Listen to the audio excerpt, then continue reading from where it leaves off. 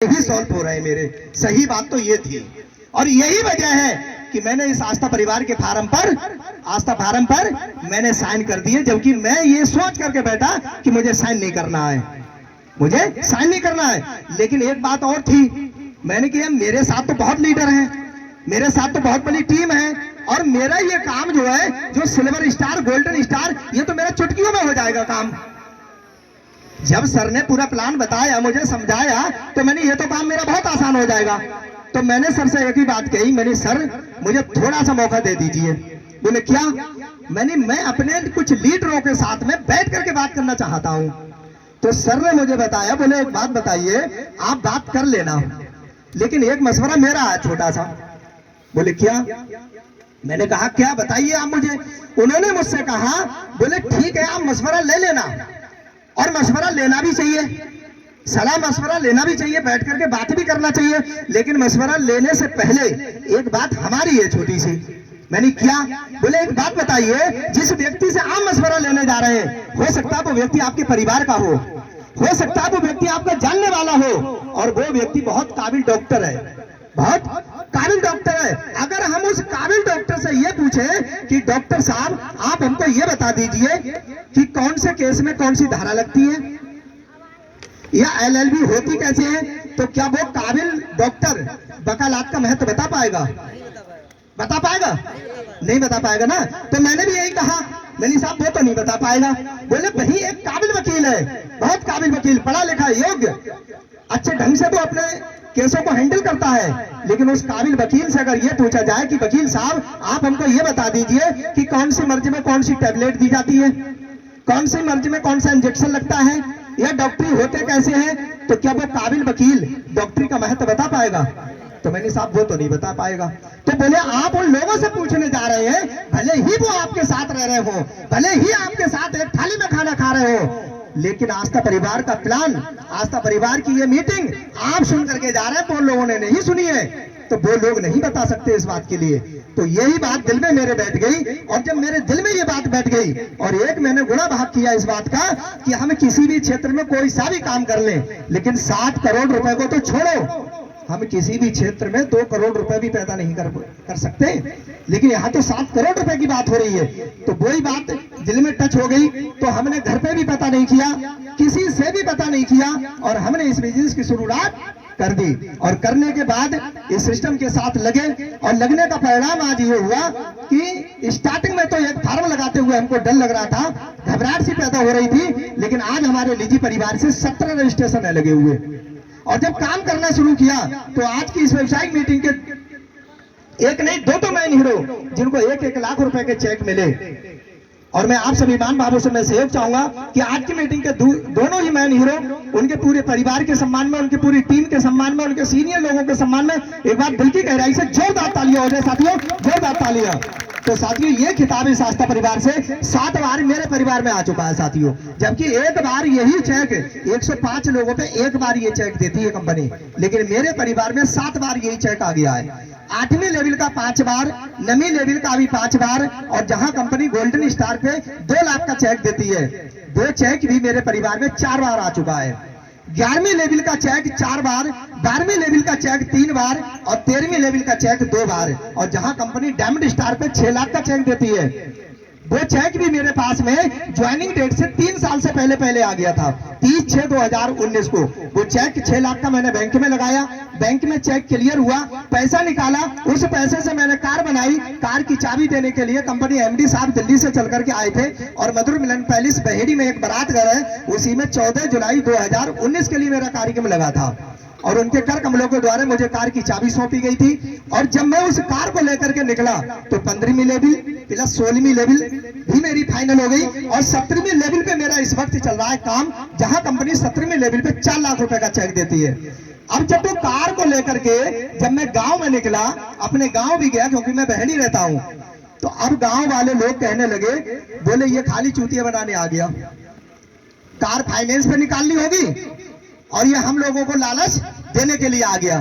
तो ये लोगों की बातें होती हैं, आप कहीं से कहीं भी पहुंच जाएं, लोग तो इसी तरह से मजाके बनाएंगे। और आज वही लोग गांव के कहते हैं कि वो तो वाकई में भैया किस्मत वाला है, वो तो वाकई में किस्मत वाला है। तो आज उन लोगों की राय चेंज हो गई। तो आप लोग मजाकों से ना घबराएं, आप लोग हंसियों से ना घबराएं, और मजाक उस व्यक्ति की बनती है जो व्यक्ति सफल होता है। आप मजदूरी करिए, आप दुकान चलाइए, आप खेती करिए, आपकी कोई व्यक्ति मजाक नहीं बनाएगा। चाहे आपकी जमीन में फसल अच्छी नहीं हो, चाहे खराब रही हो, कोई मजाक नहीं बनाएगा।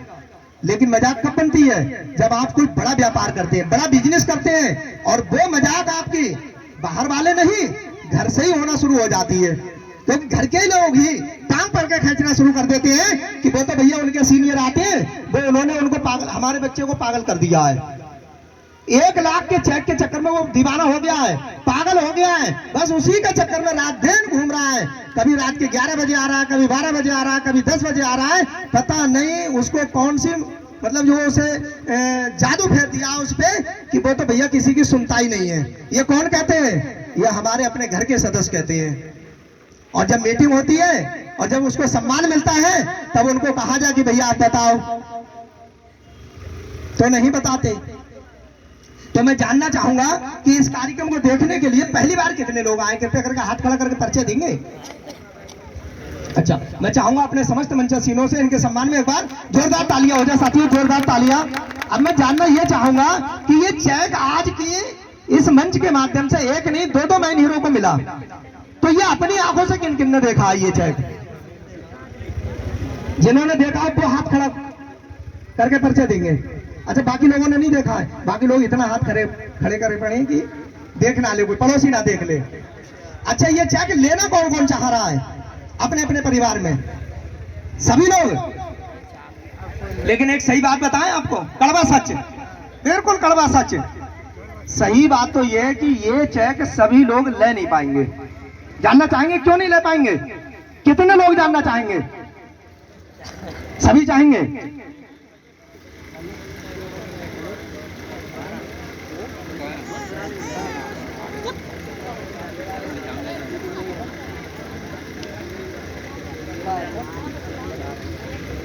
आप जानना चाहेंगे क्यों नहीं ले पाएंगे?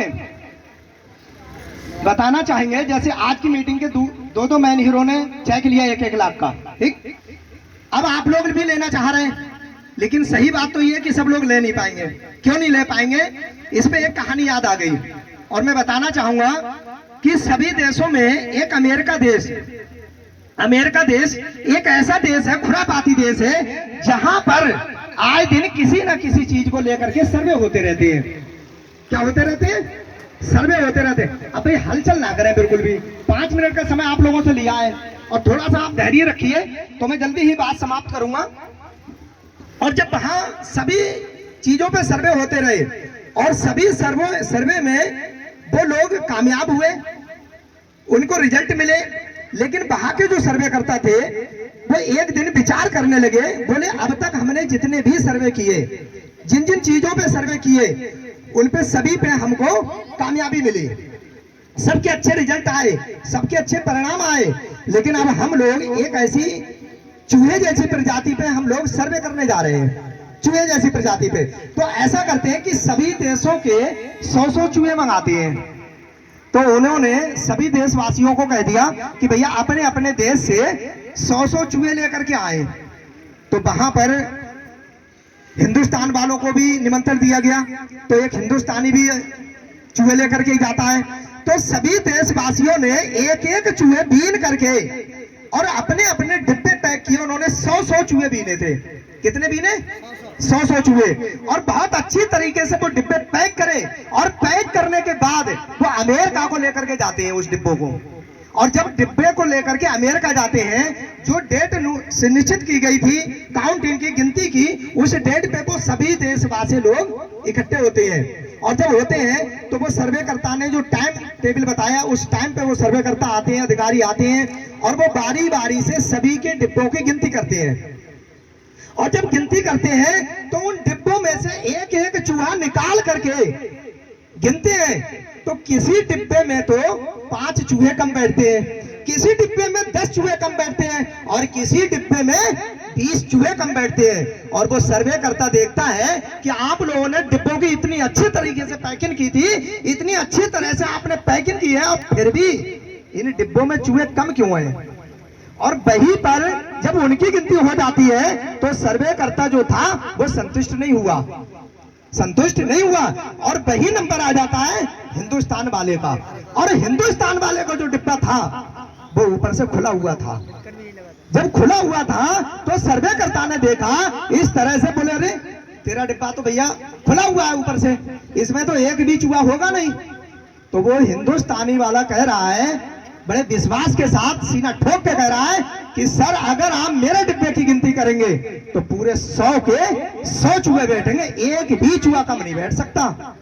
वो सर्वे करता वहीं पर रुक गया, उसकी सांसें रुक गई। वो बड़ा आश्चर्य में पड़ गया कि आखिर ऐसा क्या है। मैंने अपने हाथों से पैकिंग खोली उन डिब्बों की और उन डिब्बों में कम निकले चूहे, लेकिन इसके डिब्बे में ऐसी क्या खासियत है, इसके चूहे में ऐसी क्या खासियत है। उस सर्वेकर्ता ने एक एक करके उस चूहों की गिनती की गई तो पूरे 100 के 100 चूहे बैठे, एक भी चूहा कम नहीं बैठा। अब वो सर्वेकर्ता कहने लगा, बोले भाई हिंदुस्तान वाले से कि भैया तेरे देश के चूहों में ऐसी क्या खासियत पाई जाती है क्योंकि तेरे 100 के 100 चूहे बैठे, एक भी चूहा कम नहीं बैठा और तू हिंदुस्तान से लेकर के आया है और डिब्बा खुला हुआ है। तो वो कहता है हिंदुस्तान वाला कि सर इन चूहों में जो खासियत पाई जाती है वो मैं बताना चाहता हूं आपके लिए, आप समझिए। बोले क्या खासियत पाई जाती है बताइए। बोले आपको क्या लगता है इन चूहों ने एक बार नहीं और 2 बार नहीं, 10 बार नहीं, 100 बार नहीं, 1000 बार जोर लगाया, किससे, इस डिब्बे से आजाद होने के लिए। बोले फिर क्या हुआ। बोले जैसे ही 2 चूहे निकलना चाहते थे, इस डिब्बे से आजाद होना चाहते थे, और वैसे ही 4 चूहे उनकी टांग पकड़ के खींच लेते थे कि बेटा तुम जा कहां रहे हो, जहां हम हैं वहीं तुम रहो।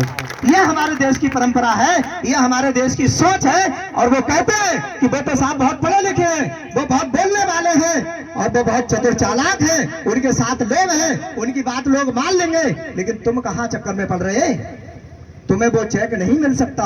आप नजर मार के देख लीजिए, अनपढ़ लोग भी काम कर रहे हैं, पढ़े लिखे लोग भी काम कर रहे हैं, भी कर रहे हैं या नहीं कर रहे। अगर कंपनी में इस तरह का कोई फॉल्ट होता या इसमें चतुर चालाक ही लोग काम करते होते तो आप देख रहे हैं अनपढ़ महिलाएं भी लगी हुई हैं, अनपढ़ लोग भी काम कर रहे हैं, भी कर रहे हैं या नहीं कर रहे। तो ये हमारे देश की सोच है कि वो लोग चाहते हैं कि आगे बढ़ ना जाए, ये आगे चले नहीं जाए, ये अच्छा मकान ना बना ले, ये अच्छा पैसा पैदा नहीं कर ले, ये अच्छे कपड़े ना पहन ले, ये अच्छी गाड़ी से ना चले। ये सोच हमारे हिंदुस्तान की होती है और यही वजह है कि आस पड़ोस के लोग वो हमारे घर वालों को निगेटिव करते हैं और वो लोग भी निगेटिव बहुत जल्दी हो जाते हैं। वो जाकर के पूछते हैं कि तुम्हारे बेटा को 6 महीना हो गए, तुम्हारे बेटे को 1 साल हो गई, अब तो बहुत सारा पैसा आ गया होगा, अब तो बहुत सारे चेक आ गए होंगे। जैसे अभी परमेश्वरी जी ने क्या कहा कि 20 किलो लड्डू लेके गए, कोई ना आया खाने के लिए, और उससे पहले लोगों ने कहा होगा